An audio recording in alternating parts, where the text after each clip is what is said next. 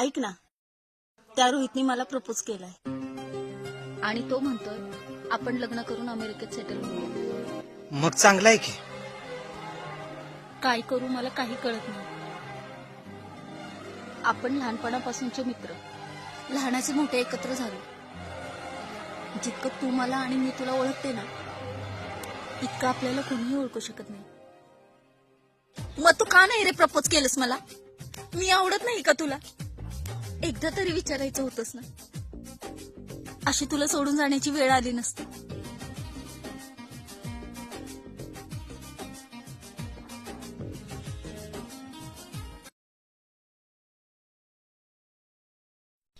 Sorry.